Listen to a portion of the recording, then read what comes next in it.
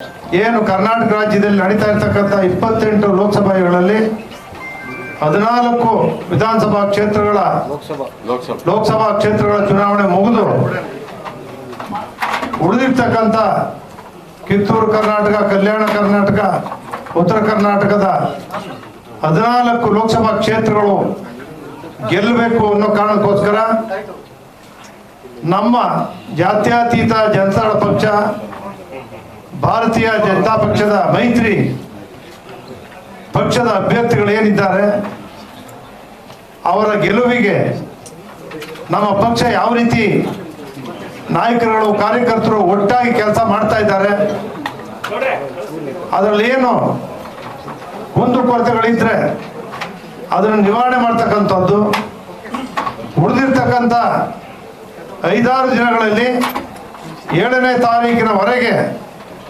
Booth ಮಟ್ಟದಲ್ಲಿ ನಮ್ಮ ಕಾರ್ಯಕರ್ತರು ನಿಯೋಜನೆ ಮಾಡಿ ಚುನಾವಣೆಯನ್ನು ಬಹಳ ಯಶಸ್ವಿಯಾಗಿ, ಒಗ್ಗಟ್ಟಾಗಿ, ಸಣ್ಣ ಪುಟ್ಟ ತೊಡಕುಗಳು ಏನು ಬಂದರೂ ಕೂಡ ನಾವು ಅದನ್ನೆಲ್ಲ ನಿವಾರಣೆ ಮಾಡಿಕೊಂಡು, ಸಹಿಸ್ಕೊಂಡು ಎಲ್ಲವನ್ನ ಗೆದ್ದು ನರೇಂದ್ರ ಮೋದಿ ಅವರನ್ನ ಪ್ರಧಾನಿ ಮಾಡಬೇಕು ಅಂತೇಳಿ ನಮ್ಮ ರಾಷ್ಟ್ರೀಯ ಅಧ್ಯಕ್ಷರಾಗಿರ್ತಕ್ಕಂಥ HD ದೇವೇಗೌಡರ ಏಕೈಕ ಗುರಿ ಏನಿದೆ, ನಮ್ಮ ರಾಜ್ಯಾಧ್ಯಕ್ಷರ ಗುರಿ ಏನಿದೆ, ಇದಕ್ಕೋಸ್ಕರ ಇವತ್ತು ಈ ಸಭೆಯನ್ನ ನಾವು ಕರೆದು ಕೋರ್ ಕಮಿಟಿಯಲ್ಲಿ ಎಲ್ಲ 14 ಲೋಕಸಭಾ ಕ್ಷೇತ್ರಗಳ ವಿಷಯದ ಬಗ್ಗೆ ಚರ್ಚೆಯನ್ನ ಮಾಡಿದ್ದೇವೆ. ನಾವೆಲ್ಲರೂ ಕೂಡ ಜವಾಬ್ದಾರಿಯನ್ನು ಹಂಚಿಕೊಂಡು